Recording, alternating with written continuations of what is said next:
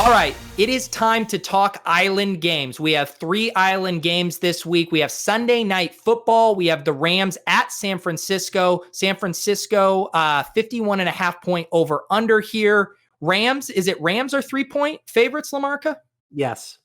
How are you feeling about that? Yeah, I'm going to be on an island here. I'm okay with that. I think that this is just too much line movement for San Francisco. They were dreadful last week versus Miami.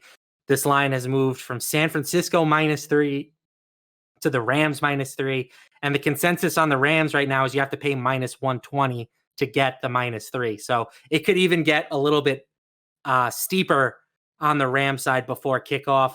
I just don't want to make any decisions based on one game. And that feels like what we're doing if we're determining that San Francisco is just this dumpster fire all of a sudden. So I'm going to be on the Niners, just given I will always take 6+ points of spread value like that. But for sure, I get that San Francisco couldn't have looked much worse last week. You know what? Ryan Osborne, I did miss the Broncos Patriots game here as it was in my schedule here. So we will circle back to that. Let's talk about these other island games though. Joe, anything from a DFS perspective jumping out for you with San Francisco, LA Rams? I believe we had salaries released for that. Yep. I don't know if you got a chance to look at that. Yeah, I'm looking at it a little bit right now. I struggle with both of these types of quarterbacks just because they're not going to really do much in terms of just giving us a floor on the ground. But Jared Goff against this kind of San Francisco defense that we used to look at as one of like the elite defenses in the league, I think they should have some success here. I like Robert Woods a lot. He's 8,400 in terms of showdown, so you're going to have to pay up for him a little bit. Is Malcolm Brown in play at 1,600? He seems like one of those guys from a value perspective. Like showdown's hard for me, Pete, because I have to really look deep at some of these running backs, and it's a totally different game, man. So this is, am I allowed to play Malcolm Brown if he's going to touch the ball 12 times, something like that? He's got to be in play at 1,600, right? Yeah, no, you're right. Like you would never entertain him on a main slate, partly because Cam Akers' role continues to expand and Darrell Henderson is running well. Akers rips off that big run. So ultimately you got to think Malcolm Brown's the odd man out here and they default to the younger, more talented guys. But yeah, for showdown, a guy with a pass catching role, I think at that price, it's very viable. Anything else interesting to you here, LaMarca?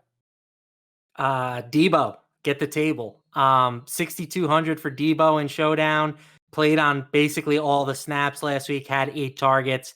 Obviously, not a great spot for him going up against Jalen Ramsey, but I still think that he profiles as, the San Francisco 49ers #1 wide receiver long-term, compared to Ayuk, who they're similar type players. I just think that Samuel is a little bit more proven at this point in his career. So I definitely think he's underpriced, even in a tough matchup, just given what we saw last week. Monday Night Football, we have Buffalo hosting Kansas City. Love this over-under, 57.5 points. Kansas City, 3.5 home favorites here. Josh Allen, does he get off the schneid after that poor performance? And can we see this game soar over the total, Matt? We could. For sure we could. Buffalo has sneaky been an offensive juggernaut team because their defense is so bad. I think that, this is definitely has some shootout potential. I just love the Chiefs. There's been some optimism maybe on Buffalo that they could cover this spot, but they're going to have to do it on short rest. The spread has already jumped from 3 to 4.5 after that loss versus the Titans last week. I just don't see Patrick Mahomes basically having 2 bad games in a row. And, they're going to be fully focused coming off of that loss versus the Raiders. So Mahomes is not somebody I'm fading unless I have a really good reason to. Yeah, Joe, what do you like here? I mean, this feels like fire the cannons. Everybody's going to be relevant in this game. Yeah, I mean, this is going to be a fun game to watch for sure. I think that LaMarca hit the nail on the head. Like, do we really see Patrick Mahomes losing back-to-back weeks? I don't know if I do. They were originally going to have kind of a quick turnaround here, but now that they don't have to play on a short week, I think that the Chiefs are in a really good spot here overall. I mean, it comes down to, for me, like, I'm one of the bigger Josh Allen truthers out there, I would imagine. I just don't think he's going to be able to match the big plays that Mahomes is going to be able to do on the other side. Maybe that's not a great take overall, but like Josh Allen versus Mahomes, maybe he gets there and we're talking about him at some point the end of this year, maybe next year. I just don't think he's quite in the same category yet. I think they really need some help in the running game too. I mean, Singletary has not been good. And he's been elusive and in space and stuff as the pass catching guy, but just as a pure runner, and he hasn't been great. And I think that's why they drafted Zach Moss, who's been banged up. And I think they really need Zach Moss in there to kind of establish themselves as the Frank Gore role, get them rolling, give them a little bit more balance to that offense. But I love all the passing game pieces there. I mean, Gabriel Davis subbing in for John Brown looked awesome. Just a really talented rookie. And of course, if John Brown's good to go, him and Diggs are one of the best 1-2 punches in the league. So yeah, I'm excited about this game. It's a showdown slate dream here. You can play a lot of different guys. Another fun showdown slate here on Sunday night, 8:15 p.m. Eastern. Arizona at Dallas. Arizona 1.5 point road favorites here, 55-point over under. LaMarca, how does Dak Prescott affect your thoughts on betting Dallas here? Yeah, it's a clear downgrade. I mean, I do think that Andy Dalton is a very capable backup quarterback.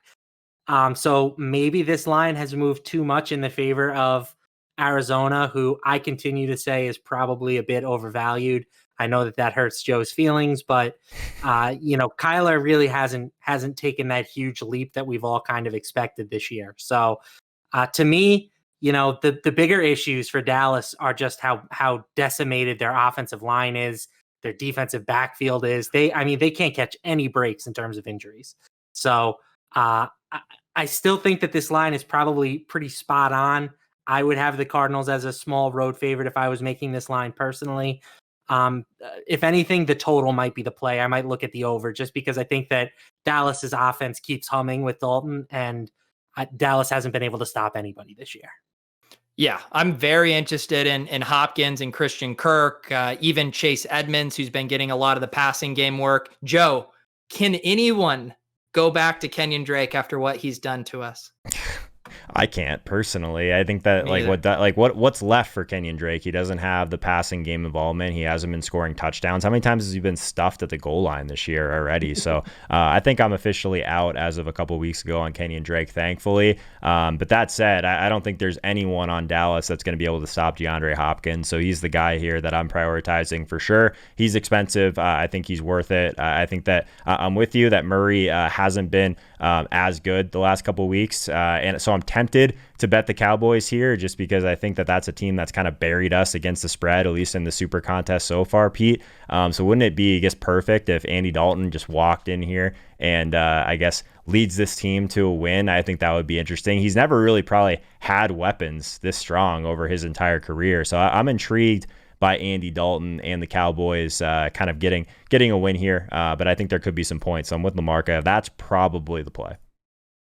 Yeah. This, I feel like the Cardinals and the Cowboys, they're kind of the teams of tilt space. We keep backing the Cardinals in the super contest, and we've had 2 weeks with Cowboys double stacks here. So, it would be fun to double down again on the Cardinals. LaMarca, any final takes from a fantasy perspective here? I mean, CeeDee Lamb has really established himself as almost the clear number one in this offense. I saw Matt Waldman talking about how he thinks he's going to be the equivalent to what Tyler Boyd was for Dalton in Cincinnati, is just kind of that check down safety blanket. I think Amari will be fine, but it seems like Michael Gallup might be the odd man out here.